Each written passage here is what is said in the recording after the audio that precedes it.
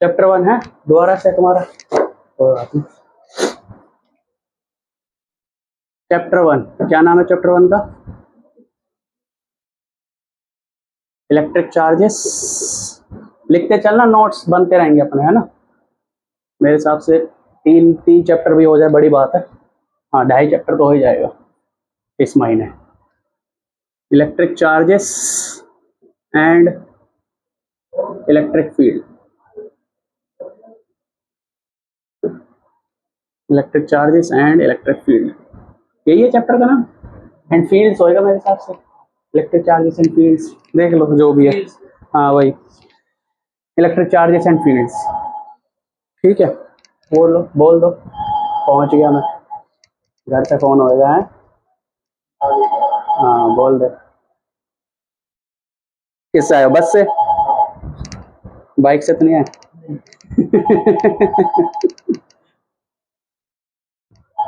भाई आजकल बच्चे इतना लोक लगाते हैं फोन उठाने में इतना टाइम लग जाता है।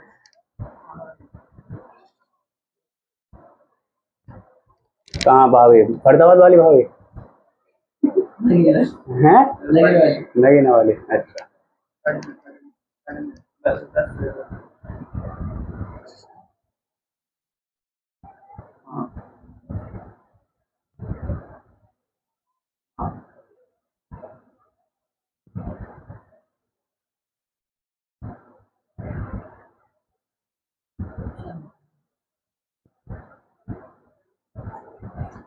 चल रहा है ना? हाँ ठीक है। इलेक्ट्रिक चार्जेस एंड फील्ड्स, ठीक है। चैप्टर में क्या क्या पढ़ेंगे? देखो मोस्टली चैप्टर है क्या, पहला चैप्टर आसान है, तुम्हें लगा? अच्छा नहीं आसान है, सच में आसान है। सेकंड चैप्टर टफ है। सेकंड चैप्टर में मैं तुम्हें बताऊं, कैपेसिटेंस बहुत आसान है, बहुत आसान है कैपेसिटेंस। सेकंड चैप्टर टफ है, कैपेसिटेंस से पहले का वो टफ है, रियल में टफ है वो। मतलब तुम समझने के लिए समझ सकते हो, फॉर्मूले याद कर लो, ये याद कर लो, हो सकता है, लेकिन कंसेप्चुअल वाइज फर्स्ट से ज़्यादा टफ है वो। फर्स्ट आसान है, रियल में आसान है फर्स्ट। सेकंड कैपेसिटेंस आसान है। थर्ड चैप्टर प्रैक्टिस करोगे तो आसान है। फोर्थ चैप्टर भी आसान है, इतना कोई ज़्यादा नहीं। मुझे सेकंड चैप्टर पर्सनली ज़्यादा अच्छा लगता है, कंसेप्चुअल बहुत टफ है वो, है ना। फर्स्ट चैप्टर आसान है, कोई दिक्कत नहीं है। फर्स्ट चैप्टर में क्या है? सबसे पहले तो चार्जेस। चार्जेस होता क्या है, किसी बॉडी पे कैसे चार्ज आता है ना, पॉजिटिव नेगेटिव ये सब तो पढ़ते रहते हैं, इसमें कुछ है नहीं इतना, है ना। वो सिंपल चीज़ है, ये सब तुम पढ़ चुके हो। मेन चीज़ हम क्वेश्चन प्रैक्टिस ज़्यादा करेंगे, डेरिवेशन और ये सब करेंगे, है ना। तो चार्जेस क्या है? चार्जेस किसी बॉडी पे कैसे आता है, किसी बॉडी पे पॉजिटिव आता है, किसी पे नेगेटिव आता है, ये सब चार्जेस के बारे में। फिर उसके बाद अगर कोई दो बॉडी के पास चार्ज आ गया तो उनके बीच में फोर्स लगेगा, तो कूलम फोर्स पढ़ते हैं हम, है ना। कौन सा फोर्स पढ़ते हैं? Coulomb force. फिर उसके बाद बताते हैं कि कूलम फोर्स किस कारण से आया, तो बताते हैं कूलम फोर्स आता है इलेक्ट्रिक फील्ड के कारण से। इलेक्ट्रिक फील्ड, एक चार्ज अपने चारों तरफ इलेक्ट्रिक फील्ड प्रोड्यूस करता है। उस इलेक्ट्रिक फील्ड में अगर दूसरा चार्ज आ जाता है तो इस इलेक्ट्रिक फील्ड की वजह से दूसरे चार्ज पर फोर्स लगता है, जिसको हम कूलम फोर्स बोलते हैं। फिर हम पढ़ेंगे electric Coulomb force due to electric field due to point charge. Electric field होता क्या है? Electric field due to point charge. Point charge की वजह से कितना इलेक्ट्रिक फील्ड बनता है। फिर डाइपोल की वजह से कितना इलेक्ट्रिक फील्ड बनता है? Electric field due to dipole. फिर आता है इलेक्ट्रिक फील्ड ड्यू टू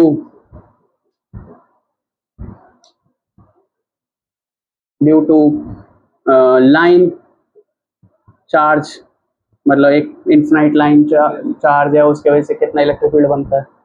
फिर आता है electric field due to infinite sheet, है ना, इन्फिनाइट सीट। फिर आता है electric field due to sphere, है ना, जो स्फीयर, चार्ज स्फीयर, वो भी 3-4 तरह के स्फीयर होते हैं, चार्ज स्फीयर। और इसमें यहाँ पर इलेक्ट्रिक फील्ड लाइन भी एक टॉपिक आ जाता है। मोटा मोटा ये है चैप्टर 1। और इन तीनों को निकालने के लिए हम गॉस लॉ यूज करते हैं, गॉस नियम यूज करते हैं, और फ्लक्स वगैरह का यूज करते हैं। मतलब आप कह सकते हो यहाँ पे एक टॉपिक आता है इलेक्ट्रिक फ्लक्स। इलेक्ट्रिक फ्लक्स आता है, एक वेक्टर एरिया वेक्टर का टॉपिक आता है, और वहाँ से गॉस लॉ आता है। तो ये 3 टॉपिक एडिशनल मतलब ये निकालने के लिए हम यूज करते हैं। ये है आपका चैप्टर 1। डाइपोल बोल लिख दिया ना मैंने, electric field due to dipole. अब इससे 3 हिस्से आ जाएंगे, एक एक्सियल पर, एक इक्वेटोरियल पर, एक जनरल पर। तो हो गया ये पूरे चैप्टर। इससे बड़ा तो है नहीं चैप्टर, बताओ कुछ भी टॉपिक छोटा हो तो सब आ गया इसमें। गॉस लॉ आ गया, फ्लक्स आ गया, एरिया वेक्टर आ गया, और गॉस लॉ की हेल्प से हम तीनों निकालेंगे। ठीक है, लिख लो जल्दी से चैप्टर का समरी, है ना। तुम लिखना लिख लो, नहीं लिखा मत लिखो, कोई दिक्कत नहीं। ठीक है, ये है चैप्टर 1 की summary.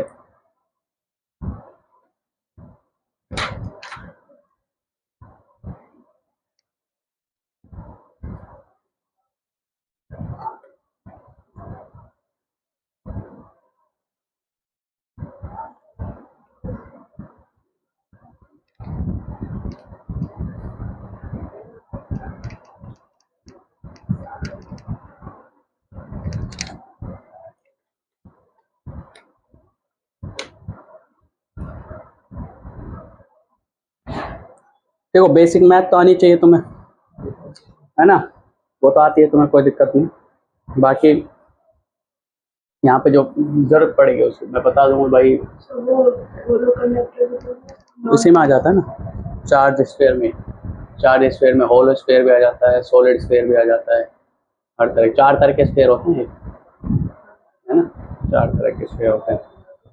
Conducting hollow sphere, conducting solid sphere, non conducting hollow sphere, non conducting solid sphere, ये 4 तरह के स्फीयर होते हैं।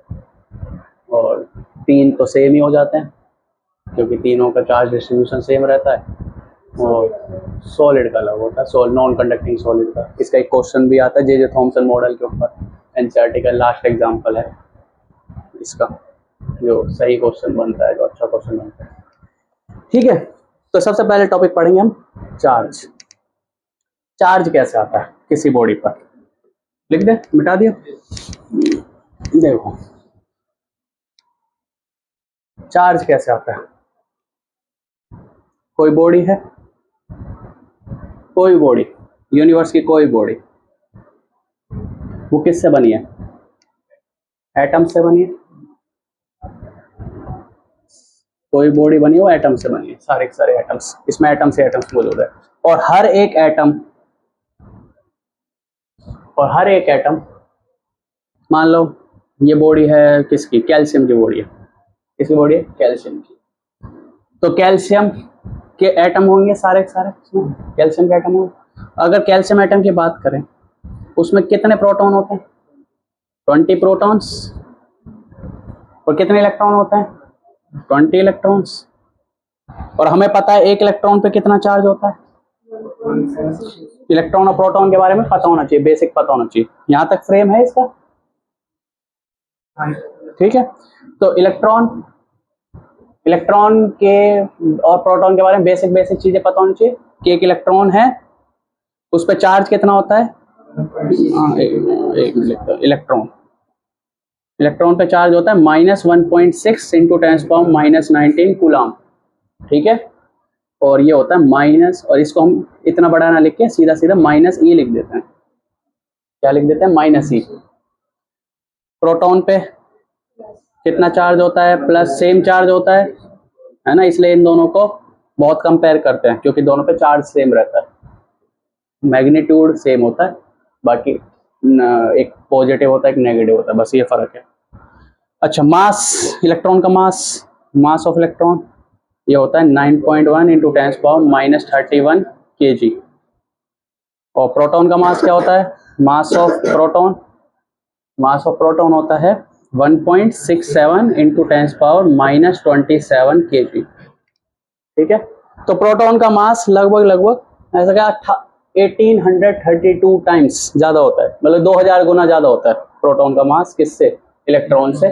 इसलिए जब हम एटम का मास लेते हैं तो प्रोटॉन का मास तो कंसीडर करते हैं पर इलेक्ट्रॉन का मास कंसीडर नहीं करते क्योंकि इलेक्ट्रॉन का मास बहुत कम होता है। हमें मेन मतलब है चार्ज से। कैल्शियम पे पास कितने प्रोटॉन, 20, कितने इलेक्ट्रॉन, 20 इलेक्ट्रॉन। देखो शुरुआत में मैं बेसिक पढ़ाऊंगा, कुछ क्वेश्चंस कराऊंगा जो इस हिसाब से, और कुछ क्वेश्चन छुड़वा दूंगा, जब पूरा चैप्टर हो जाता है और एक बार रिवाइज हो जाता है, फिर उसके बाद तुम वो क्वेश्चंस करो जो क्वेश्चन छुड़वा दिए, तो आसानी से समझ आते हैं। लेकिन अभी साथ के साथ करोगे तो एकदम टफ हो जाती है चीजें, तो समझ नहीं आती है ना। कई कई क्वेश्चन है, जैसे एक क्वेश्चन था वो सिलेबस में नहीं है पर फिर भी पूछ लिया था इन्होंने, जैसे सारी डेरिवेशन कर ली, सब कर लिया, फिर उसके बाद उन्होंने वो क्वेश्चन पूछा तो समझ आ गया था उन्हें। लेकिन अभी मैं करा दूंगा तो ना तो समझ आएगा और पूरा इंटरेस्ट भी खत्म हो जाएगा। तो कैल्शियम के पास 20 प्रोटॉन है, तो कितना चार्ज होगा इसके पास? एक प्रोटॉन के पास कितना चार्ज होता है? प्लस ई, पॉजिटिव चार्ज होता है। तो कैल्शियम के पास कितना चार्ज होगा? +20 ई। बताओ इलेक्ट्रॉन के पास कितना चार्ज है? -20 ई। पूरा कैल्शियम एटम के पास कितना चार्ज है? 0 कूलम चार्ज है ना, 0 चार्ज है। और ये पूरा का पूरा बॉडी जो है किससे बनी है? कैल्शियम के एटम से बनी है। और एक कैल्शियम का एटम क्या है? न्यूट्रल। 0 कूलम चार्ज है तो कैसा है ये? न्यूट्रल। तो क्या सारे एटम न्यूट्रल है? न्यूट्रल क्यों है ये वाला? क्योंकि जितने प्रोटॉन है उतने इलेक्ट्रॉन है। तो प्रोटॉन, एक प्रोटॉन का चार्ज और एक इलेक्ट्रॉन का चार्ज इक्वल होता है, और एक पॉजिटिव होता है एक नेगेटिव होता है, इसलिए कैंसिल हो जाता है। तो जितने प्रोटॉन उतने इलेक्ट्रॉन, इसलिए चार्ज हो गया 0। क्या सभी एक का कैल्शियम के एटम में ऐसा हो सकता है? सभी कैल्शियम के एटम में जितने प्रोटॉन है उतने इलेक्ट्रॉन है। तो पूरी बॉडी में हम कह सकते हैं, पूरी बॉडी में जितने एटम है, हर एटम में 20 प्रोटॉन है, हर एटम में 20 इलेक्ट्रॉन है। तो पूरी बॉडी में खरबों इलेक्ट्रॉन खरबों प्रोटॉन होंगे। पर अगर सारे प्रोटॉन और सारे इलेक्ट्रॉन बराबर हैं, जितने भी प्रोटॉन है उतने ही इलेक्ट्रॉन है, तो बॉडी कैसे हो जाएगी? न्यूट्रल। तो बॉडी कैसे होगी? न्यूट्रल। तो हम कह सकते हैं कोई भी बॉडी है, और ये दो बॉडी हम ले लेते हैं ऐसे, दोनों न्यूट्रल बॉडी, अभी दोनों कैसे बॉडी है? न्यूट्रल। ये बॉडी ए है, ये बॉडी बी है। ये सिर्फ कैल्शियम की बात नहीं हो रही, कोई सी बॉडी हो भाई, आयरन हो, सोडियम हो, हाइड्रोजन हो, कोई सी भी हो, सबके में, सब में क्या होगा? जितने प्रोटॉन होंगे, हर एक एटम में जितने प्रोटॉन होंगे उतने इलेक्ट्रॉन होंगे। तो वो हर एक एटम न्यूट्रल, तो पूरी बॉडी न्यूट्रल, क्योंकि पूरी बॉडी बनी एटम से। तो ए बॉडी है, ये न्यूट्रल है, तो हम कह सकते हैं जितने नंबर ऑफ प्रोटॉन्स होंगे, एनपी क्या है? नंबर ऑफ प्रोटॉन्स इस पूरी बॉडी में, क्या वो नंबर ऑफ इलेक्ट्रॉन्स के बराबर होंगे? और इस बॉडी में ये भी न्यूट्रल है,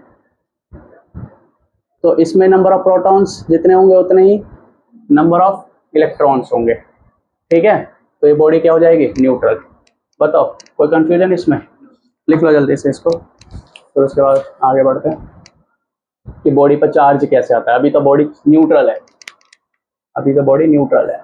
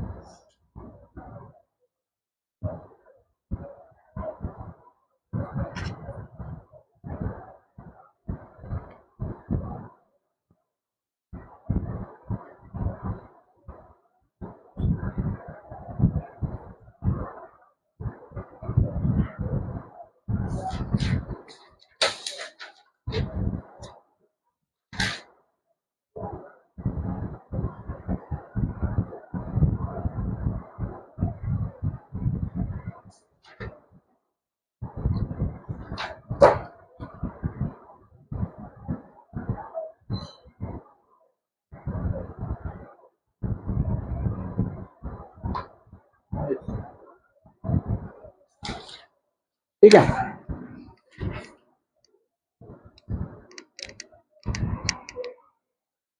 अब बताओ, अगर हम इन दोनों, अब मेथड ऑफ चार्जिंग आता कि बॉडी को चार्ज कैसे करें, बॉडी तो न्यूट्रल है अभी, तो मेथड ऑफ चार्जिंग में सबसे जो डोमिनेट मेथड आता है वो आता है चार्जिंग बाय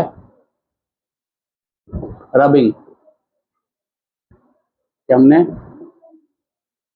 बॉडी को कैसे चार्ज कर दिया, रब करके चार्ज कर दिया, है ना। वैसे होता है चार्ज। मान लो दो बॉडी है भाई, ए और बी, ये ए बॉडी ये बी बॉडी, और इनको चार्ज कर रहे हैं। तो कैसे चार्ज कर रहे हैं, ए को बी के साथ घिस दिया आपस में, तो ऐसा होगा इनमें से एक बॉडी से इलेक्ट्रॉन निकल के दूसरी बॉडी में चले जाएंगे। इलेक्ट्रॉन ही क्यों जाएंगे, क्योंकि इलेक्ट्रॉन एटम से बाहर निकल सकते हैं, और एटम से बाहर निकल के बॉडी में आ सकते हैं, बॉडी से भी बाहर निकल के दूसरे बॉडी में जा सकते हैं, लेकिन इलेक्ट्रॉन प्रोटॉन नहीं जा सकते। प्रोटॉन होते हैं न्यूक्लियस के अंदर, है ना, न्यूक्लियस के अंदर बहुत हाई एनर्जी चाहिए उनको निकालने के लिए, और जो भी है, ठीक है, उनका अलग ही साइंस है, न्यूक्लियर फिजिक्स पढ़ते हैं उसमें, तो न्यूक्लियस के अंदर होते हैं। पर इलेक्ट्रॉन हो सकता है, अगर हम दोनों को रब किया तो ऐसा होगा, एक में से इलेक्ट्रॉन निकल के दूसरे में चले जाएंगे। किस में से जाएंगे किस में से नहीं जाएंगे वो डिपेंड करता है कि किसका वर्क फंक्शन ज़्यादा है, किसका वर्क फंक्शन कम है, किस में कितनी एनर्जी चाहिए इलेक्ट्रॉन को निकालने के लिए, किस में कितनी ज़्यादा चाहिए। तो इसमें ग्लास और उसका बहुत रहता है, किसका, ग्लास और प्लास्टिक का, है ना। मुझे तो याद ही नहीं रहते, देख लेना तुम। ग्लास और प्लास्टिक को रब करते तो एक पॉजिटिव बन जाता है, एक नेगेटिव बन जाता है ना। ये तुम खुद देख लेना इसमें से, तो मुझे बताना कल कि कौन सा वाला पॉजिटिव बनता है, कौन सा वाला नेगेटिव बनता है। तो ऐसा होता है, ए और बी को रब करेंगे तो मान लो ए से इलेक्ट्रॉन निकल के बी में चले गए। शुरुआत में क्या था, क्या नंबर ऑफ इलेक्ट्रॉन और नंबर ऑफ प्रोटॉन बराबर थे, इसमें भी नंबर ऑफ इलेक्ट्रॉन और नंबर ऑफ प्रोटॉन बराबर थे, इसलिए क्या थे दोनों न्यूट्रल। इसमें दोनों बॉडीज क्या थी, न्यूट्रल। ठीक है। अब क्या हुआ, जब एक इलेक्ट्रॉन यहां से यहां जाएगा तो यहाँ पे इलेक्ट्रॉन कम हो जाएंगे, है ना, यहाँ पे इलेक्ट्रॉन कम हो जाएंगे और प्रोटॉन ज्यादा नहीं होंगे, प्रोटॉन उतने ही रहेंगे, प्रोटॉन उतने रहेंगे, इलेक्ट्रॉन कम हो गए और इसमें इलेक्ट्रॉन बढ़ गए, तो इलेक्ट्रॉन के कंपेयर में प्रोटॉन ज्यादा हो गए, ये कह सकते हो, है ना। प्रोटॉन उतने और इलेक्ट्रॉन कम हो गए, तो यहाँ पे कौन सा चार्ज आएगा भाई, तुम सोचो, इलेक्ट्रॉन कम हो गए, इलेक्ट्रॉन कम हो गया, नेगेटिव चार्ज कम हो गया, नेगेटिव चार्ज कम हो गया, यानी कौन सा चार्ज डोमिनेट कर जाएगा, पॉजिटिव। ऐसे समझ लो, मान लो एग्जांपल के तौर पर +10, यानी 10 प्रोटॉन थे और 10 इलेक्ट्रॉन थे, एक इलेक्ट्रॉन वहां चला गया, तो यहाँ क्या बच गया, 9 इलेक्ट्रॉन रह गए। तो अब कैसा चार्ज आएगा, +10 प्लस ही आ जाएगा। तो यहाँ पे जो चार्ज आएगा, चार्ज को किससे लिखते हैं, क्यू से, अरे चार्ज को किससे लिखते हैं, क्यू से, क्यू से। तो यहाँ पे कितना चार्ज आएगा बताओ, +E। समझ आया क्यों, और +E की वैल्यू कितनी है, +1.6 × 10⁻⁻⁹ कूलम, बोलो, है ना, इतना ही होएगा। और ये +E, और यहाँ पे बताओ, यहाँ पे कितना चार्ज आ जाएगा, यहाँ एक इलेक्ट्रॉन ज्यादा आ गया, इलेक्ट्रॉन ज्यादा आ गया तो -E, -1.6 × 10⁻⁹ तो यहाँ पे आ गया +E चार्ज, यहाँ पे आ गया -E चार्ज। इसको बोलते हैं एक्सेस चार्ज, इसको क्या बोलते हैं, एक्सेस चार्ज। शुरुआत में न्यूट्रल था, कोई एक्सेस चार्ज नहीं था। न्यूट्रल था तो मुझे बताओ क्या इसमें चार्ज था, मतलब जितना पॉजिटिव था उतना ही नेगेटिव था, तो कोई एक्सेस चार्ज नहीं था, न्यूट्रल था, न्यूट्रल था नहीं, जितना पॉजिटिव उतना ही नेगेटिव। अब यहाँ पर एक्सेस चार्ज आ गया, कैसा एक्सेस चार्ज आ गया, पॉजिटिव एक्सेस चार्ज आ गया, और यहाँ पर कैसा एक्सेस चार्ज आ गया, नेगेटिव एक्सेस चार्ज आ गया। एक इलेक्ट्रॉन गया, अगर 2 इलेक्ट्रॉन चले जाते तो यहाँ पे चार्ज आ जाता +2E, और यहाँ पे चार्ज आ जाता -2E। 3 इलेक्ट्रॉन चले जाते तो +3E, -3E। n इलेक्ट्रॉन चले जाते तो यहाँ पे चार्ज आ जाता +Ne, और यहाँ पे चार्ज आ जाता -Ne। बोलो, अरे सही है, n की वैल्यू रखते जाओ और E की वैल्यू रख दोगे तो तुम्हें चार्ज मिल जाएगा कूलम में। अरे n × में 1.6 × 10⁻⁹ इतना कूलम चार्ज आ गया इसमें। तो जब रब करते हैं तो बॉडीज पर इक्वल और अपोजिट चार्ज आता है। देखो यहाँ पे प्लस एन ई चार्ज आए, वहां पे माइनस एन ई चार्ज आए, तो कैसा चार्ज आता है? Equal and opposite charge. Important बात है। ऐसे बहुत छोटी छोटी बातें हैं, वो सब पढ़ लेना। हमारा फोकस है चैप्टर समझ में आ जाए और क्या जल्दी हो भी जाए। ठीक है, छोटी छोटी बातें आप खुद पढ़ लेना, उससे हो जाएगा, कोई दिक्कत नहीं। हाँ ठीक है, इक्वल और अपोजिट चार्ज। अच्छा, इक्वल और अपोजिट चार्ज आ गया इस पे। और क्या आता है? और इसमें ये होता है, इलेक्ट्रॉन यहाँ गए हैं ना, और यहाँ से निकल के गए, यहाँ का मास थोड़ा सा कम हो जाएगा भाई। इलेक्ट्रॉन जाएंगे यहाँ से यहाँ, तो इलेक्ट्रॉन अपने मास के साथ तो जाएंगे, तो यहाँ का मास थोड़ा सा ज़्यादा हो जाएगा और यहाँ का मास थोड़ा सा कम हो जाएगा। कई बार ऐसा आता है कि पर एक बॉडी है, ए से बी गए, जब दोनों को रब किया, बी का मास थोड़ा सा बढ़ गया, ए का मास थोड़ा सा घट गया, तो बताओ कौन सी बॉडी पॉजिटिव हो गई, कौन सी बॉडी नेगेटिव हो गई? तो जिसका मास बढ़ गया वो वाला नेगेटिव हो गई, जिसका मास घट गया वो बॉडी पॉजिटिव हो गई। तो हम कह सकते हैं यहाँ का मास ऑफ ए कम होगा मास ऑफ बी से, क्योंकि इलेक्ट्रॉन गए तो इलेक्ट्रॉन अपना मास भी लेके गए, तो हिसाब से, क्योंकि चार्ज विदाउट मास पॉसिबल नहीं है, चार्ज जाएगा तो उसका मास भी जाएगा, है ना। तो ये भी चीज है इसमें। ठीक है, इतना लिखो, ये है। अच्छा, इसमें एक और चीज, चार्ज क्वांटाइज होता है, ये वाले देख सकते हैं हम यहाँ पर। चार्ज किस रूप में आया आपका? इलेक्ट्रॉन के मल्टीपल्स के रूप में, मतलब या तो चार्ज प्लस ही है, या चार्ज प्लस टू ही है, या चार्ज प्लस थ्री ही है, या चार्ज माइनस ही है, या चार्ज माइनस टू ही है, चार्ज माइनस थ्री है। मतलब चार्ज जो आया है आपका प्लस माइनस एन ई के फॉर्म में है। बोलो, चार्ज आपका कैसा है? प्लस माइनस एन ई के फॉर्म में है। यानी क्या, इसको क्या बोलते हैं? Quantization of charge. ऐसा तो है नहीं है, इसको क्या बोलते हैं? क्वांटाइजेशन ऑफ चार्ज, इसी को बोलते हैं क्वांटाइजेशन ऑफ चार्ज। मतलब चार्ज आपका ऐसा नहीं हो सकता 0.5 ई आ जाए, आ सकता है? नहीं, चार्ज आपका ऐसे नहीं हो सकता 2.5 ई आ जाए।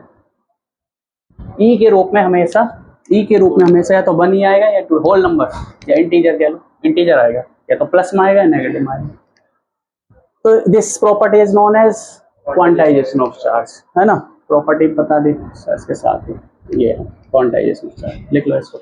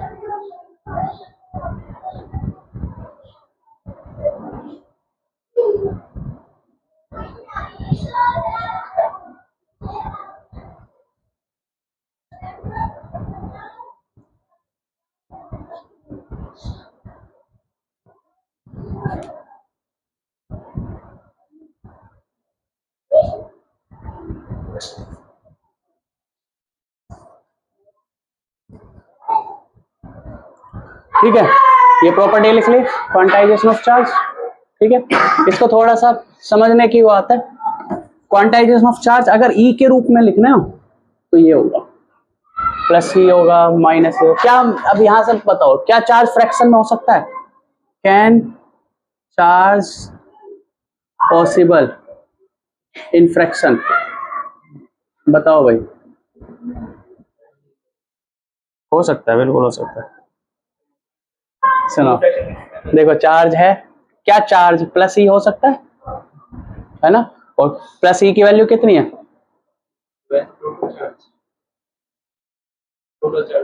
है तो सही, प्लस ई की वैल्यू 1.6 टेंस पर माइनस 19 कूलम। तो हो सकता है, बिल्कुल हो सकता है, लेकिन ई के रूप में नहीं हो सकता। ई के रूप में या तो 1 ही होगा, या 2 ही होगा, या 3 ही होगा, या 4 ही होगा। ओवरऑल देखो तो हो सकता है बिल्कुल। ये बताओ, अच्छा क्या चार्ज प्लस 2 ही हो सकता है? लेकिन प्लस 2 की वैल्यू कितनी है? Plus 3.2 into tens power minus 19 coulomb. बताओ, है फ्रैक्शन में? अच्छा अब मैं पूछूं, क्या charge 2.0 into tens power minus 19 coulomb हो सकता है? सोच के बोलो आराम से। प्लस ई है तो ये है, प्लस 2 ई है तो ये है, तो मतलब या तो 1.6 टेंस पावर माइनस 19 कूलम है, या 3.2 टेंस पावर माइनस 19 कूलम है। इसके बीच में कुछ नहीं हो सकता भाई। या तो प्लस ही होगा, प्लस ही होगा तो 1.6 टेंस पावर माइनस 19 कूलम होगा, 2 ही होगा तो 3.2 टेंस पावर माइनस 19, लेकिन बीच में नहीं हो सकता ना। मैंने देखो बीच का नंबर लिया है 1.6 और 3.2 के, तो ये नहीं हो सकता। कैसे पता करें कि कोई चार्ज पॉसिबल है या नहीं? तो क्या करो, Q बराबर एन ही रख दो, Q बराबर एन ही रख दो, और Q की वैल्यू रख दो। Q की वैल्यू कितनी है? 2.0 इंटू 1 पॉइंट, ये हो गया, और N और E की वैल्यू तो तुम्हें पता ही है कितना है, 1.6 टेंस पावर माइनस 19। तो यहाँ से N की वैल्यू निकालो, 2 into tens power minus 19 upon 1.6 tens power minus 19, cut गया ये तो। और यहाँ देखो N की वैल्यू क्या आ रही है, N की वैल्यू आ रही है 2 अपॉन 1.6, ये कट जाएगा, 4 पंजे 20, 4 चौक 16, 5/4, जो कि आ रही है लगभग लगभग 1.25। क्या ये पॉसिबल है? N की वैल्यू, N की वैल्यू पॉसिबल नहीं है, तो ये वाला चार्ज भी पॉसिबल नहीं है। तो कैसे चेक करना है चार्ज पॉसिबल है या नहीं? इससे, इस फॉर्मूले से, ठीक है। कैसे चेक करना? How to check charge is possible और नॉट? तो ये वाला फॉर्मूला है आपके सामने। चलो इस फॉर्मूले के लिए चेक करो, इस वाले चार्ज के लिए चेक करो। Q बराबर 8.0 into tens power minus 19 coulomb. क्या ये चार्ज पॉसिबल है?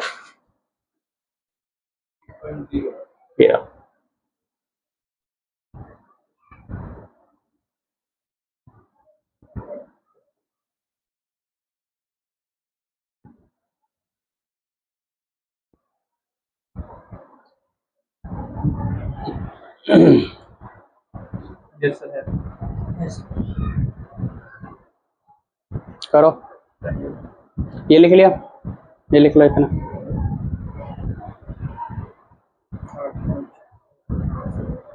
अपने हिसाब से लिख लो जैसा लिखना चाहो, है ना। ये वाला चार्ज पॉसिबल नहीं है, यहाँ लिख सकते हो आप इसमें, this charge is not possible, this is not possible. यहाँ पे n की वैल्यू 5 आई होगी तुम्हारी, यहाँ से चेक करोगे ना, ये 16 है, 80, 16 5 से कट जाएगा, तो यहाँ n की वैल्यू 5 आएगी, n की वैल्यू 5 है तो चार्ज पॉसिबल है। ठीक है, कर लेना ये वाला, ये लिख लो।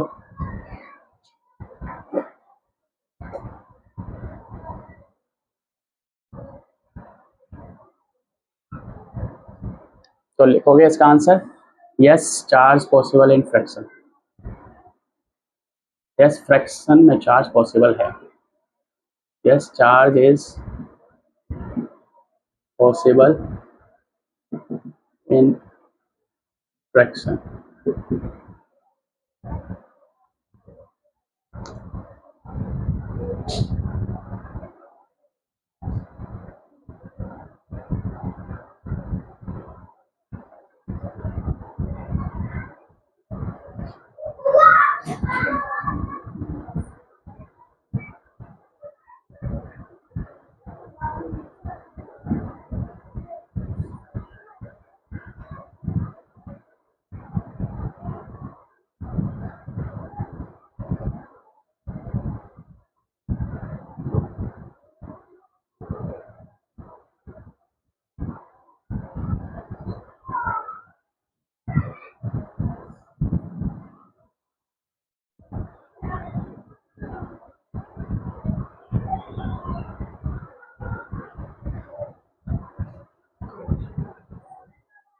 ठीक है, तो चार्ज पॉसिबल नहीं है।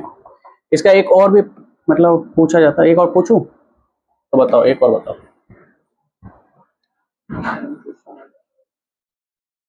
Q बराबर 1 कूलम, क्या ये चार्ज पॉसिबल है? Does this charge, तो n की वैल्यू सर 1.6 हाँ सही बता रहा है, 1.6 नहीं है, बस कुछ और है। निकालो निकालो, मैं निकालता हूँ, चलो तुम्हारे लिए। तो चार्ज पॉसिबल है नहीं, क्या चेक करेंगे? Q बराबर रखो एनी, Q बराबर रखो एनी। Q की वैल्यू क्या हो जाएगी? 1 कूलम। बोलो, लिख लो, अभी देख लो फिर लिख लेना। n इंटू में 1.6 इंटू 10⁻⁻90, तो यहाँ से n की वैल्यू आ जाएगी 1/1.6 इंटू 10⁻⁻90। फेमस है ये, तो ये चीज फेमस है। तो n है ना, 10⁻19 ऊपर इंटू 1/1.6, पॉइंट हटेगा ऊपर 10, तो ये हो जाएगा 5/8।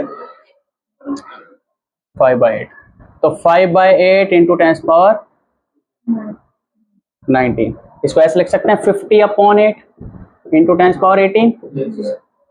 19 का एक जीरो यहाँ ले आए, वो 10⁻18 हो गया। तो n बराबर हो गया, ये काटेंगे, 8 × 48, पॉइंट 2 लगेगा, 8 दूनी 16, 4 8 पंजे 40, 6.25 इंटू 10⁻18। तो n का मतलब क्या है यहाँ पे? यहाँ पर n क्या है? n, याद करो, जब हम एक बॉडी से दूसरे बॉडी में इलेक्ट्रॉन भेज रहे थे तो कितना इलेक्ट्रॉन ट्रांसफर हो रहा है? तो n है number of electrons. n actual में क्या है यहाँ पे? नंबर ऑफ इलेक्ट्रॉन ट्रांसफर्ड, या कितने इलेक्ट्रॉन उस, अगर वो बॉडी पॉजिटिव है तो कितने इलेक्ट्रॉन्स उसमें से निकले हैं, दैट इज n। और अगर वो बॉडी नेगेटिव बनी है तो कितने इलेक्ट्रॉन्स उसमें गए हैं, that is n। n fraction में नहीं है, अब ध्यान से देखो, ये फ्रैक्शन में नहीं है n। अच्छा, वो 10 पावर क्या है? 18। जब इसको ओपन करोगे ना, मान लो 10⁻3 होता, 6.25 आया तुम्हारा आंसर। और ये क्या बोलते हैं इसका नाम, वो भी है, टर्मिनेटिंग भी है। 10⁻3 होता अगर ये, तो हो जाता 6250। तो ये फ्रैक्शन थोड़ी हुआ, फ्रैक्शन नहीं हुआ ना, तो इसलिए ये वाला चार्ज पॉसिबल है या नहीं? Yes possible, it is possible. Answer आएगा यस, 1 कूलम चार्ज पॉसिबल है, यस इट इज पॉसिबल, क्योंकि n की वैल्यू आपकी फ्रैक्शन में नहीं है। 6.25 इज नॉट फ्रैक्शन। तुम देखो ना, 6.25 10⁻18 को जब ओपन करोगे तो आएगा 6250000, जो कि एक होल नंबर है, ठीक है। तो ये फ्रैक्शन में नहीं है, तो ये वाला चार्ज पॉसिबल है। और ये याद रखना, ये वाला नंबर 6.25 इंटू 10⁻18 इलेक्ट्रॉन्स पर जो टोटल चार्ज होता है, मतलब 6.25 10⁻18 इलेक्ट्रॉन्स को मिला दो, उन सबका जो चार्ज मिल के आएगा वो आएगा -1 कूलम, क्योंकि इलेक्ट्रॉन है तो नेगेटिव चार्ज आएगा, है ना। तो ये फेमस नंबर है, तो याद होना चाहिए तुम्हें, ठीक है। लिख लो अगर नहीं लिखा हो तो।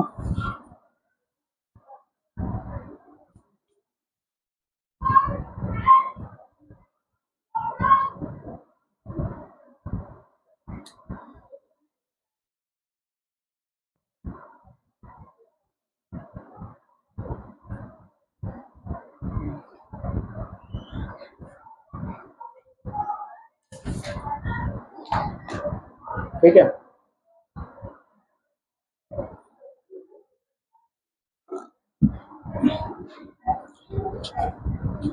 लिखो।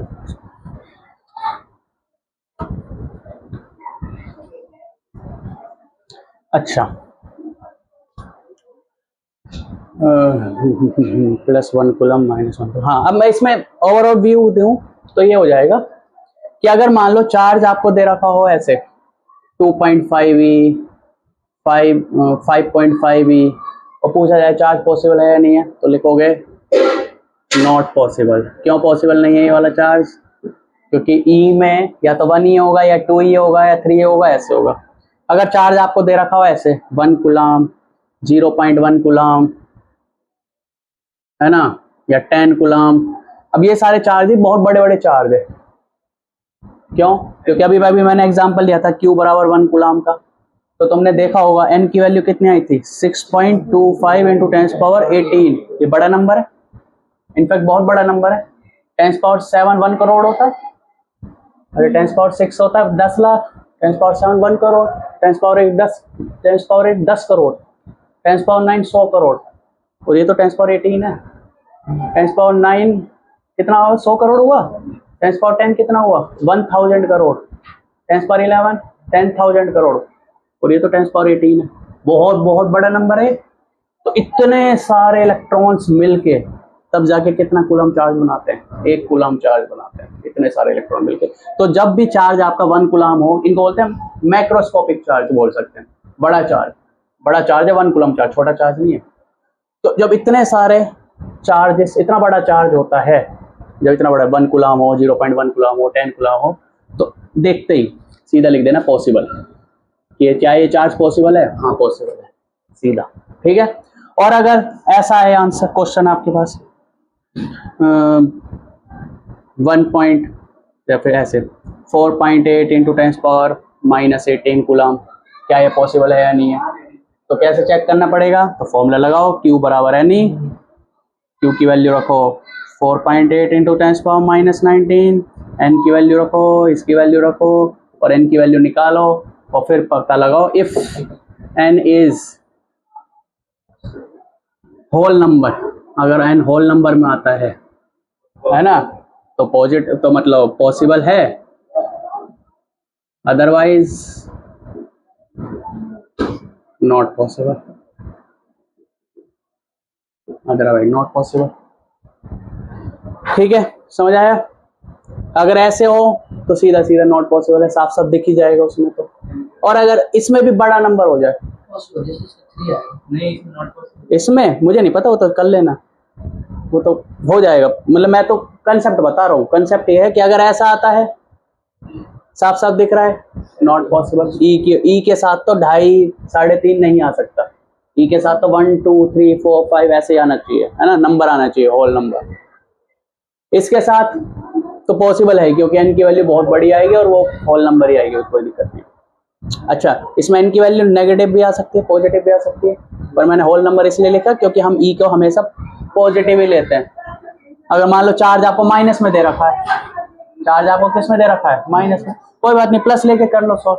अरे माइनस का मतलब सिर्फ यही है कि उसमें इलेक्ट्रॉन आए होंगे, और पॉजिटिव का मतलब इलेक्ट्रॉन गए होंगे, उसका कोई सिग्निफिकेंस नहीं। हमें तो नंबर ऑफ इलेक्ट्रॉन्स की बात करनी है, और नंबर ऑफ इलेक्ट्रॉन्स देखना है कि अगर वो होल नंबर में है तो पॉसिबल है, और नहीं है। तो ये 3 तरह के क्वेश्चन आपको मिलेंगे मोस्टली, पॉसिबल और नॉट पॉसिबल में, है ना। इसको चाहे तो आप लिख सकते हो उसको। तो ये है।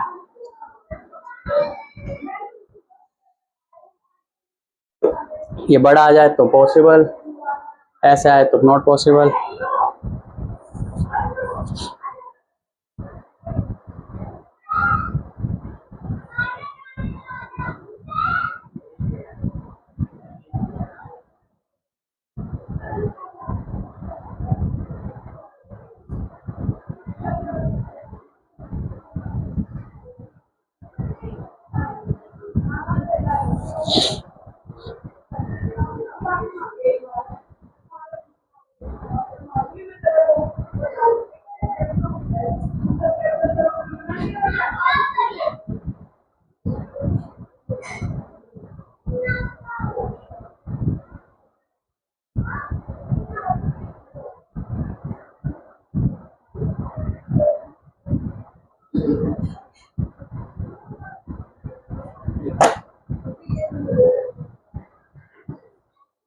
ठीक है, एक तो प्रॉपर्टी क्वांटाइजेशन ऑफ चार्ज है, एक और मेन प्रॉपर्टी है, वो है कंजर्वेशन ऑफ चार्ज। कौन सी प्रॉपर्टी है? Conservation of charge, conservation of charge. बाकी तो प्रॉपर्टीज आप पढ़ लेना, इतने ज़्यादा वो नहीं है, मतलब वो है स्पेसिफिक चार्ज और बहुत सारी प्रॉपर्टी होने को तो, पर मोस्टली 2 प्रॉपर्टी जो इम्पोर्टेंट है।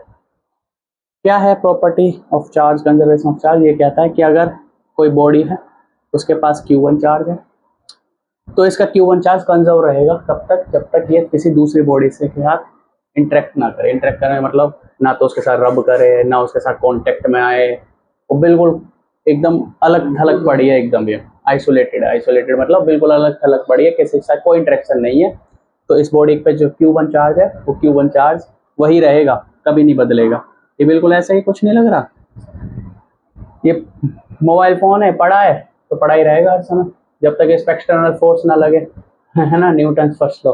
तो कुछ कैसे लग रहा है कि Q1 चार्ज है, इस पे 4 कूलम चार्ज है, 4 कूलम चार्ज है, तो 4 कूलम चार्ज बना ही रहेगा, है ना। कब तक? जब तक इसके साथ कोई दूसरे बॉडी इंटरेक्ट ना करे, है ना। This is conservation of charge.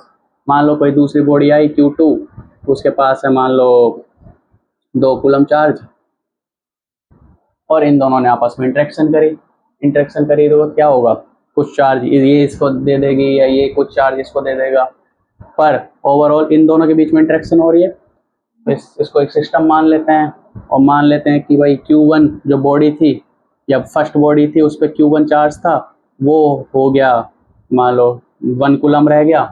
तो बताओ Q2 पे कितना चार्ज आ जाएगा, है ना। तो कैसे निकालते हैं कि सिस्टम का पहले चार्ज कितना था, टोटल 6 कूलम। अरे बताओ, एक पे 4 एक पे 2, 6 कूलम चार्ज था। अब कितना रह जाएगा, इस पे 1 रह गया, तो यहाँ कितना होना चाहिए, 5 होना चाहिए, क्योंकि जो टोटल चार्ज था वो कंजर्व्ड है ना। या फिर अगर इस पे चार्ज था, इस पे -2 था, तो इनिशियली सिस्टम पे कितना चार्ज था, 2 कूलम चार्ज था। 4 - 2 एडिटिव प्रॉपर्टी है, अगर चार्ज इस पॉजिटिव है तो प्लस हो जाएंगे, एक पॉजिटिव नेगेटिव तो माइनस हो जाएंगे। तो 4 - 2 कितना चार्ज, 2 कूलम। अब कितना चार्ज हो जाएगा बताओ, एक इधर, अगर एक यहाँ पर दिया हुआ है तो यहाँ पर 1 कूलम चार्ज हो जाएगा। दिस इज कौन सी प्रॉपर्टी, कंजर्वेशन ऑफ चार्ज। इसको एक कई बार ऐसे भी दे देते हैं। एक शायद क्वेश्चन आया था CBSE का, कुछ ऐसा आया था कि भाई 3 बॉडीज हैं, मुझे याद नहीं एग्जैक्टली वो क्वेश्चन, 3 बॉडीज हैं और इस पे चार्ज है कुछ 2E, इसके चार्ज है 3E, इस पे चार्ज है 4E, मतलब कूलम में ना देके उन्होंने E में दे दिया चार्ज। तो बताओ 4 ऑप्शन में से कौन सा, मतलब ये रब वगैरह करा, इन्होंने इंटरेक्शन किया तो चार्जेस इसमें चले गए, इससे इसमें चले गए, ऐसा हुआ। तो अब बताओ फाइनली इन पे कितना चार्ज होगा, फाइनली इन पे कितना चार्ज होगा। तो पहला ऑप्शन जैसे एक था कि ये कितना हो गया, 4 3 7 और 2 9, तो ऐसा हो गया, मतलब 1E दे दिया इसने ऑप्शन, एक ने दे दिया। एक्चुअल में ये ऑप्शन 4 था, मान लो ये ऑप्शन 4 था, तो एक में दे दिया 1E, दूसरे में दे दिया 3E, और एक में दे दिया 5E। तो कितना हो गया, 5 3 8 और 1 9, 9E। शुरुआत में भी कितना है, 9E। तो ऐसे भी हो सकता है। एक उसने ऑप्शन ऐसा दिया 1.5E, ठीक है, और क्या बोलते हैं 1.5E, और इसका 3.5E। ये कितना हो गया, 3 और 4 और 5 और 4E, ऐसा ऑप्शन दे दिया। और बाकी अलग अलग ऑप्शन दे रखे थे, वो तो कोई तुक्की नहीं बना रहा, मतलब 10E - 2E और 5E, ऐसे ऑप्शन थे। तो ये तो पॉसिबल था ही नहीं। तो फर्स्ट वाला ऐसा लग रहा था, वैसे तो पॉसिबल लग रहा था, पर E के साथ तो इसने मतलब फर्स्ट प्रॉपर्टी इसके साथ ऐड करा दी। फर्स्ट प्रॉपर्टी क्या कहती है कि 1.5E चार्ज पॉसिबल ही नहीं है, तो इसलिए ये वाला इसलिए गलत हो गया था, तो ये वाला आंसर सही हो गया था। तो ऐसे क्वेश्चन था वो कंजर्वेशन ऑफ चार्ज का, है ना। लिख लो, समझ आई प्रॉपर्टी कंजर्वेशन ऑफ चार्ज। हाँ बस लिख लो जल्दी। इस तरह से क्वेश्चन दिए थे।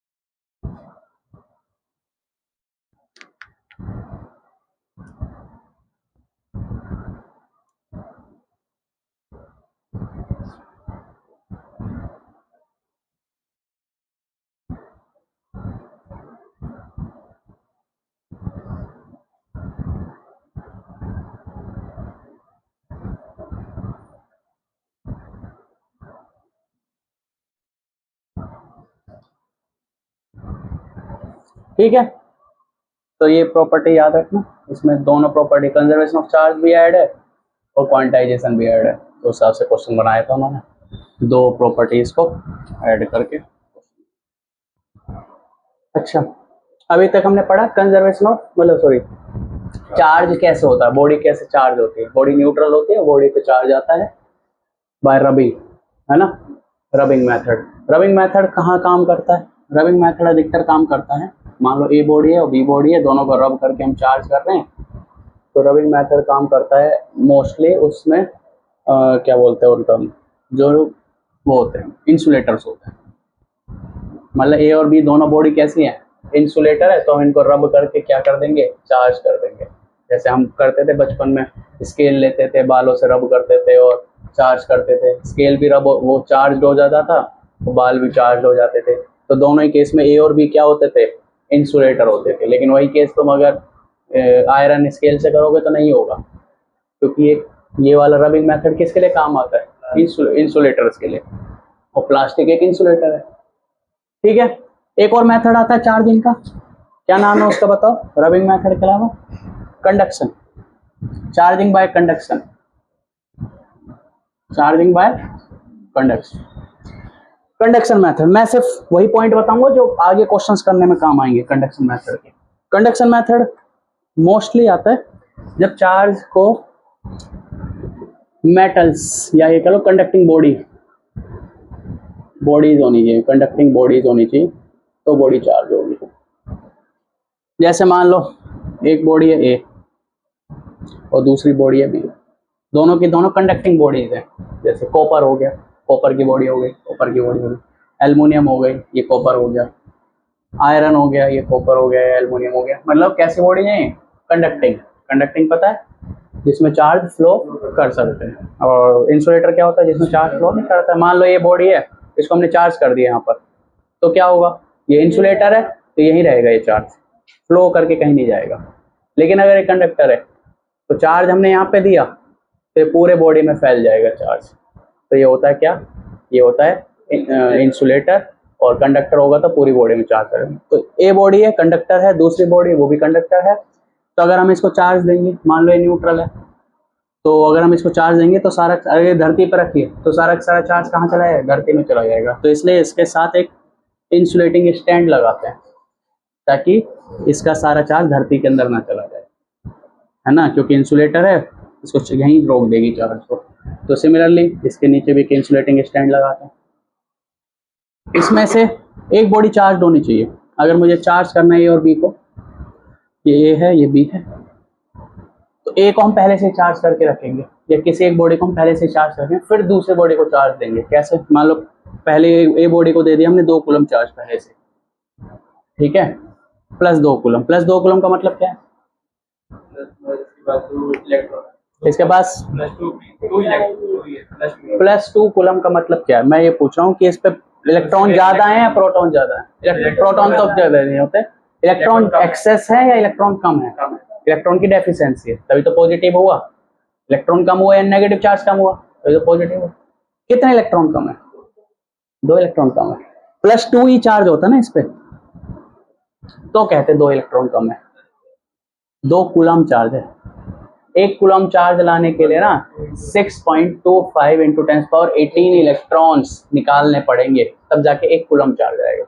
प्लस 2 कूलम चार्ज है तो कितने इलेक्ट्रॉन, 6.25 इंटू 2 इंटू 10⁻18 इलेक्ट्रॉन्स निकालने पड़ेंगे इसके अंदर से, तब जाके इस पर कितना चार्ज आएगा, प्लस 2 कूलम चार्ज आएगा। ठीक है, ये चार्ज है प्लस 2 कूलम, इस पे चार्ज है 0, और हमने क्या कर दिया, इन दोनों को कनेक्ट कर दिया कॉपर वायर से या किसी कंडक्टिंग वायर से। जैसे कनेक्ट करोगे, ये चार्ज है प्लस 2 कूलम, ये हाई पोटेंशियल पर, पोटेंशियल तुम पढ़ चुके अब तो, ये हाई पोटेंशियल पर है, और ये लो पोटेंशियल है, चार्ज 0 है ना, तो लो पोटेंशियल पर है। तो हाई पोटेंशियल से लो पोटेंशियल चार्ज फ्लो करेगा, तो यहाँ से यहाँ चार्ज फ्लो करेगा। कब तक फ्लो करेगा, जब तक दोनों का पोटेंशियल सेम ना हो जाए, है ना। कैपेसिटर पढ़ चुके अब तो, इसका पोटेंशियल भी हम जानते हैं कितना होता है, KQ/R होता है, इसका पोटेंशियल भी हम जानते हैं KQ/R होता है। तो इसमें तो Q 0 है तो पोटेंशियल 0 होगा, KQ/R है ना, तो हिसाब से, तो इस हिसाब से चार्ज इसका ट्रांसफर होगा। तो कंडक्शन मेथड में ये जरूरी है कि पहली बॉडी चार्ज होनी चाहिए, दूसरी बॉडी अनचार्ज हो तो उसको हम, या न्यूट्रल हो तो उसको हम चार्ज कर सकते हैं बाय यूजिंग कंडक्शन मेथड। अब इसमें एक मेन क्वेश्चन यही आता है, मैं नीचे वो नहीं लगा रहा इंसुलेटर, बाकी आप समझदार हो कि इंसुलेटर होगा यहाँ पे। अगर एक बॉडी है ए, दूसरी बॉडी है बी, है ना, दूसरी बॉडी थोड़ा सा बनाते हैं बी, बी, इस पे चार्ज है मान लो Q1, इस पे चार्ज है Q2। जैसे इस वाले क्वेश्चन की बात करूं मैं, इस पे चार्ज Q1 कितना था 2 कूलम, इस पे चार्ज Q2 कितना था 0। तो हमने जनरल केस ले लिया, इस पे Q1 मान लिया, इस पे Q2 मान लिया और दोनों को कर दिया हमने कनेक्ट, दोनों को कनेक्ट करा। तो क्या अभी भी Q1 Q2 ही रहेगा? तो चार्ज इसका ट्रांसफर होगा। कब तक ट्रांसफर होगा? जब तक इक्विलिब्रियम में ना आ जाए, स्टैटिक इक्विलिब्रियम में ना आ जाए। हम चैप्टर पढ़ रहे हैं 1, चैप्टर 1 का नाम है इलेक्ट्रोस्टैटिक्स में आता है। इलेक्ट्रोस्टैटिक मतलब चार्ज इज एट रेस्ट। तो जैसे हम कनेक्ट करेंगे चार्जेस फ्लो करेंगे, कब तक फ्लो करेंगे? जब तक दोनों चार्जेस ऐसे ना हो जाएं कि दोनों कंडक्टर का पोटेंशियल सेम ना हो जाए। तो हमें जानना है कि फाइनली इस पे कितना चार्ज आ जाएगा और इस पे कितना चार्ज आ जाएगा, ये निकालना है। तो उसके लिए फॉर्मूला आता है डायरेक्ट, बाकी आता वही से ही कैपेसिटेंस वाले फॉर्मूले से ही आता है ये फॉर्मूला, है ना। बाकी मैं डायरेक्ट बता रहा हूँ। जैसे हम कनेक्ट करेंगे इनको, इसकी रेडियस R है ए बॉडी की, बी बॉडी की रेडियस है 2R, और इनको हमने कर दिया कनेक्ट इससे, कॉपर वायर से कनेक्ट करेंगे तो इस पे चार्ज रह जाएगा Q1 डैश, इस पे रह जाएगा Q2 डैश। पहले कितना था Q1 और यहाँ पे कितना था Q2। यहाँ पे क्वेश्चन आता है ना भाई 2 कूलम है, कनेक्ट कर दिया तो अब 2 कूलम से कितना होगा? क्या 1 कूलम हो जाएगा? क्या 1.5 हो जाएगा?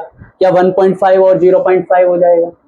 तो वो हम फॉर्मूला बता रहे हैं, उसके लिए हम फॉर्मूला बता रहे हैं। उसके लिए फॉर्मूला आता है वही कैपेसिटेंस वगैरह से फॉर्मूला आता है, मैं डायरेक्ट बता रहा हूँ। तो Q1 डैश, क्योंकि फॉर्मूले की जरूरत पड़ेगी तुम्हें, Q1 डैश जो आता है वो आता है इसके रेडियस, इसका मान लो रेडियस R1 है और इसका रेडियस है R2, कुछ भी हो सकता है रेडियस, है ना। तो हमने ले लिया Q1 डैश निकाल रहे हैं। Q1 डैश के लिए कैसे निकलेगा? इस वाले का रेडियस R1 अपॉन दोनों का रेडियस सम कर दो, R1 plus R2 into total charge कितना है Q1 प्लस, ये आएगा Q1 डैश की वैल्यू। Q2 डैश कितना आएगा? टोटल चार्ज लिखो और Q2 डैश निकाल रहे हैं तो इसका रेडियस ले लेंगे। अरे सिमेट्रिक फॉर्मूला, कोई ज्यादा टफ तो है नहीं फॉर्मूला। R1 इस तरह से हम निकाल सकते हैं कि अगर हम 2 बॉडीज को टच करते हैं और उन पे चार्ज Q1 है शुरुआत में, Q2 है, तो बाद में कितना कितना हो जाएगा। मान लो मैं Q1 की वैल्यू देता हूँ, अच्छा अभी तो वैसे लिख लो फॉर्मूला, फिर मैं एक क्वेश्चन करा दूंगा तो आप समझ जाएंगे। तो ये बॉडी है, ये इस तरह से कंडक्शन मेथड से बॉडी चार्ज होगी। आज चार्ज हो पाएगा, कल हम करेंगे कूलम्ब्स लॉ, कल कूलम्ब्स लॉ खत्म कर देंगे। आज चार्ज हो जाएगा, कल कूलम्ब्स लॉ, परसों इलेक्ट्रिक फील्ड और इलेक्ट्रिक फील्ड लाइंस ये खत्म करेंगे। उससे नेक्स्ट डे डाइपोल, फिर flux, electric flux, area vector. 10 दिन तो लगेंगे चैप्टर खत्म होने में। अगर हम क्वेश्चन से साथ करेंगे तो 10 दिन तो कम से कम लगेंगे। अगर एक दिन में मैं सब कराऊंगा तो फिर तो ऐसे मैं 2.5 घंटे में खत्म करा दूँ, वो कोई फायदा नहीं है। फिर उसका क्वेश्चन प्रैक्टिस तो करें, हाँ वही 3-3.5 घंटे में खत्म हो जाएगा चैप्टर। पर ठीक है, एक दिन में डाइपोल खत्म हो जाएगा, डाइपोल के क्वेश्चंस करा देंगे और फिर उसके बाद इलेक्ट्रिक फ्लक्स खत्म हो जाएगा, इलेक्ट्रिक फ्लक्स, एरिया वेक्टर, फिर उसके बाद गॉस लॉ, और गॉस लॉ के क्वेश्चंस। 10 दिन मोस्टली लगेंगे। चैप्टर बड़ा भी नहीं है ज़्यादा और आसान भी है, रियल में आसान है। तुम खुद देखोगे। सेकंड हो गया था, हाँ तो चलो अच्छी बात है। बाकी फर्स्ट चैप्टर बिल्कुल टफ नहीं है। ये जो जितने बच्चे आते हैं अपने ट्यूशन के, सबने फर्स्ट चैप्टर बहुत अच्छे से कर लिया, कोई दिक्कत नहीं है किसी को भी। फर्स्ट चैप्टर में तो है ही नहीं।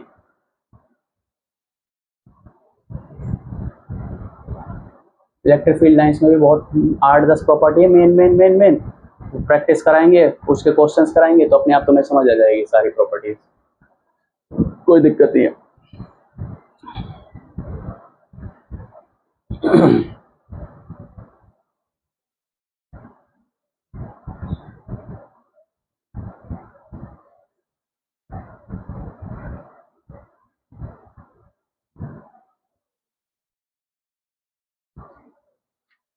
धूप बहुत होती हुई है, कोई दिक्कत नहीं है।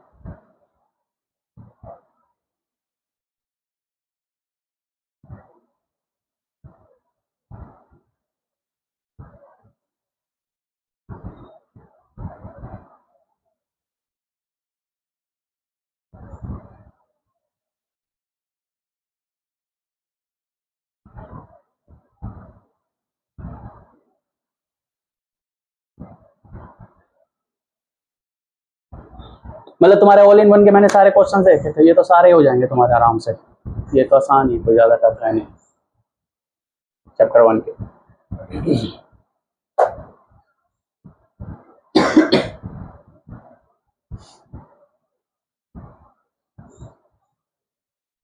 ठीक है, ये फॉर्मूला है। तो आपसे क्वेश्चन पूछा जाए, क्वेश्चन, ये रेडियस है r या 2r मान लो इसको, ये रेडियस है 2r, ये रेडियस है r, ये बॉडी A, ये बॉडी B, इस पे चार्ज है 5 कूलम, इस पे चार्ज है -3 कूलम, है ना। यहाँ पे ऐसे मानो, इस पे मान लो 10 कूलम चार्ज, इस पे मान लो -4 कूलम चार्ज। ठीक है, इन दोनों को हमने कर दिया कनेक्ट। अगर कनेक्ट कर दें तो बताओ फाइनली इस पे कितना चार्ज हो जाएगा, इस पे कितना चार्ज हो जाएगा, ये क्वेश्चन है।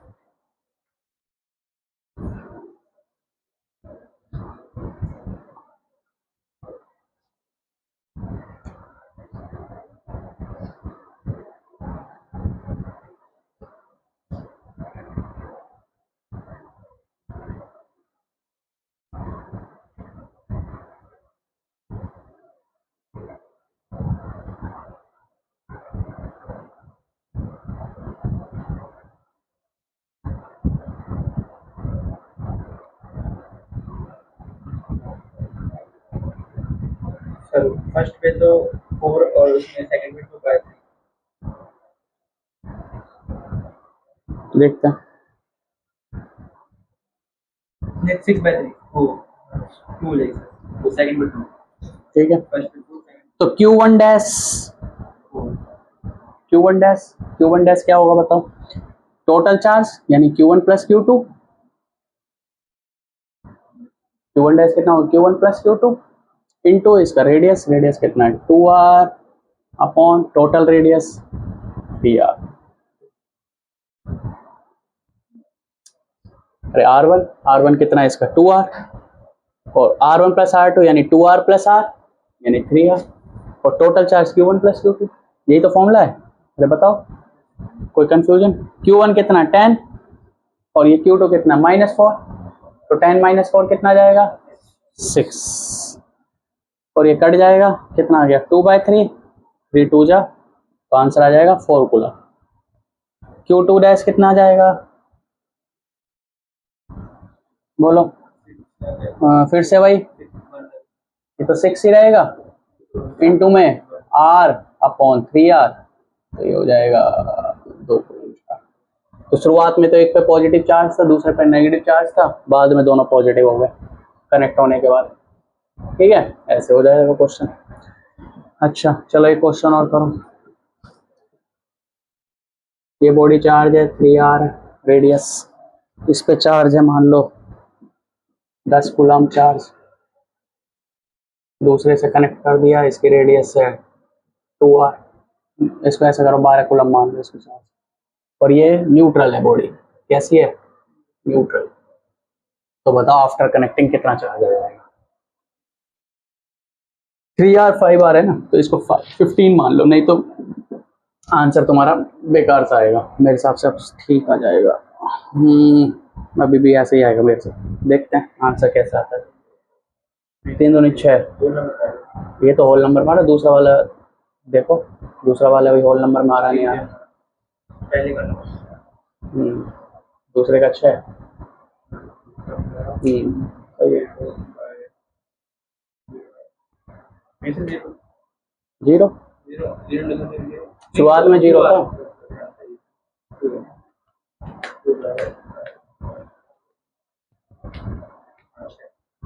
प्रिंस से हो रहा है नहीं हो रहा क्वेश्चन?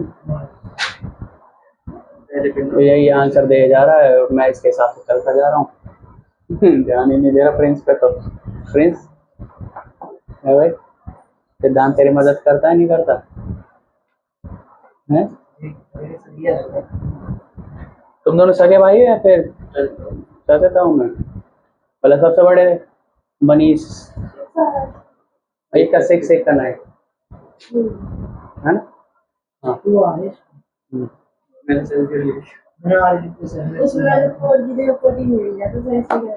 अच्छा हाँ, तो सबसे बड़े वो हैं।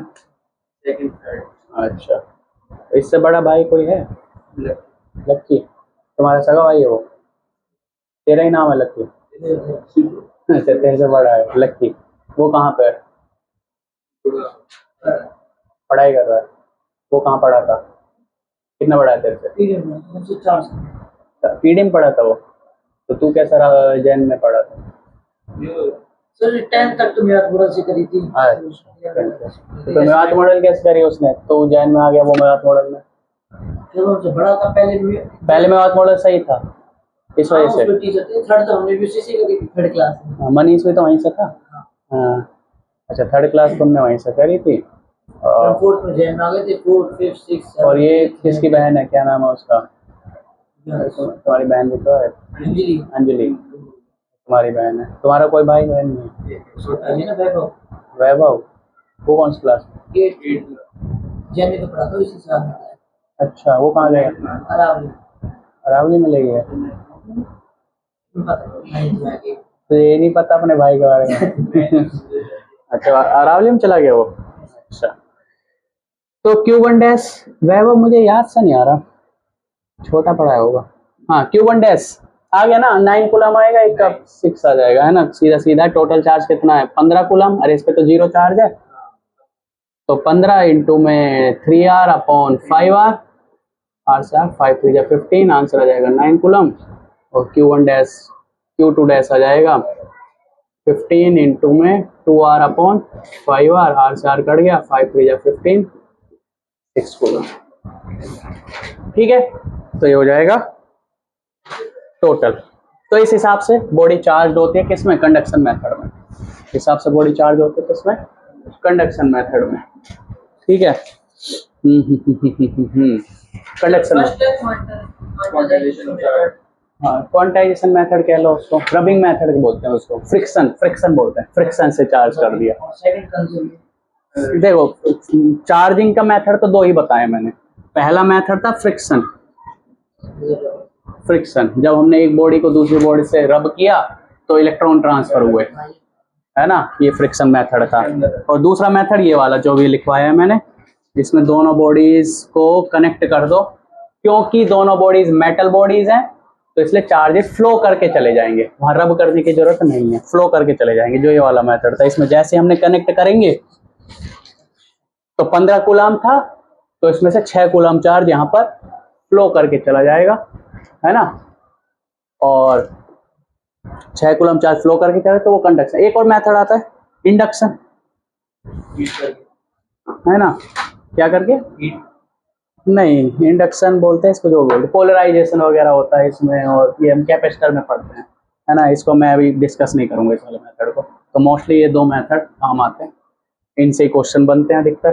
तो यही 2 मेथड पढ़ाते हैं शुरुआत में चार्जिंग के। फिर हमने चार्जिंग की प्रॉपर्टीज पढ़ी थी कि जो चार्ज होता है कंडक्शन मेथड। हाँ, कोई बात नहीं।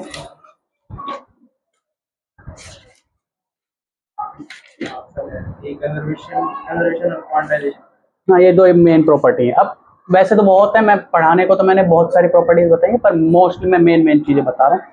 तो फ्रिक्शन हो गया, कंडक्शन हो गया, इंडक्शन मेथड हम कैपेसिटर में डिस्कस कर सकते हैं, वहां कर लेंगे, कोई दिक्कत नहीं। मेनली यही है 2 मेथड। और हमने 2 प्रॉपर्टीज पढ़ी। पहली प्रॉपर्टीज पढ़ी क्वांटाइजेशन।